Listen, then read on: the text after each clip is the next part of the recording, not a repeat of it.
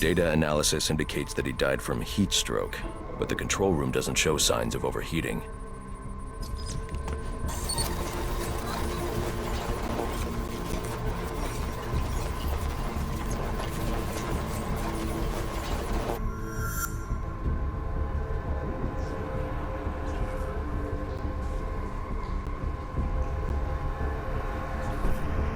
This is some kind of crystallized chemical residue. Traces lead back into the lab.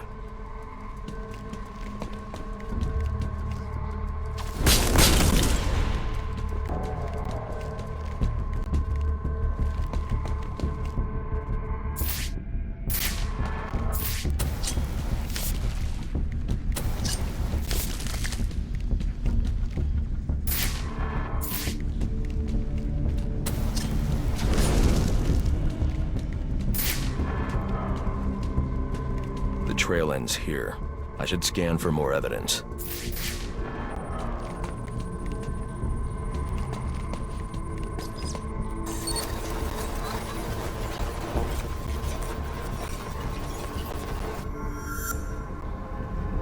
Two men struggled. One of them ran out of the lab. That would be the dead security guard I found.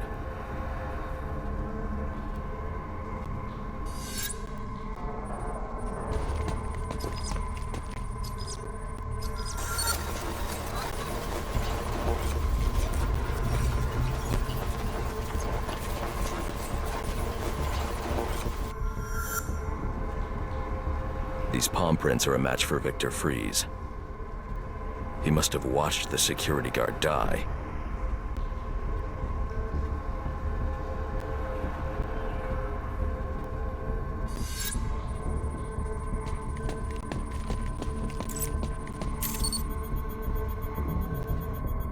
Freeze scavenged what he needed from various prototypes to build himself a super-cooled survival suit.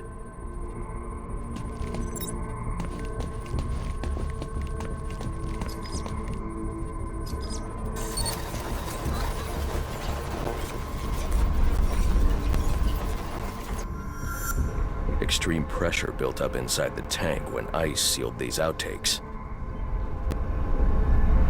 It appears that this guard was frozen by the cryovapors from the resulting explosion.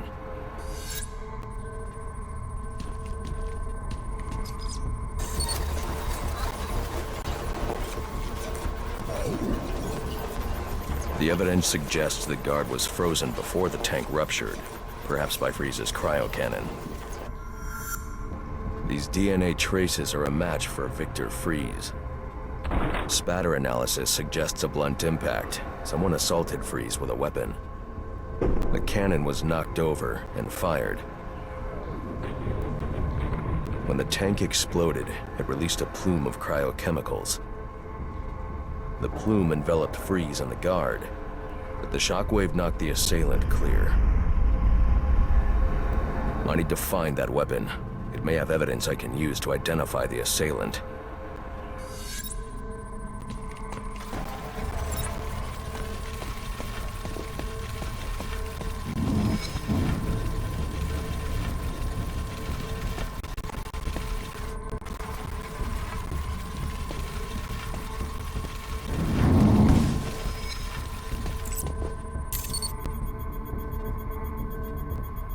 DNA analysis confirms the gun was used to bludgeon Victor Freeze, and fingerprint analysis shows Ferris Boyle.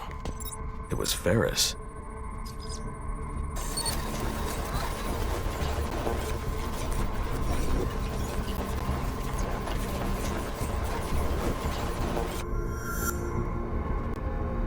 Something was wheeled through this fluid, possibly a gurney. The fluid must have frozen almost immediately for these tracks to have been preserved.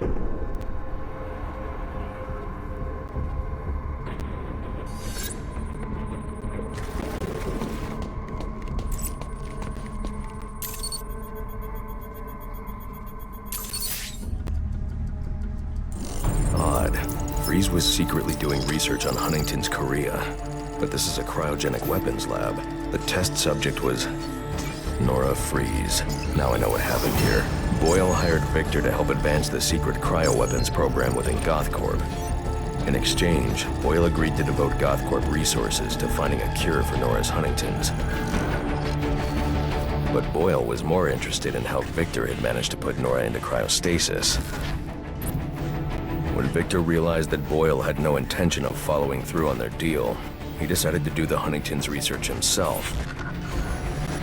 But Boyle didn't like that. The cryochemical cocktail altered Victor's metabolism, as well as the guards. Boyle escaped ahead of the plume and had the lab quarantined. Victor survived, but he knew that leaving the supercooled lab would kill him. So he built himself a suit and utilized an organic supercoolant to keep his core temperature sub-zero. All this violence. He's just trying to save his dying wife.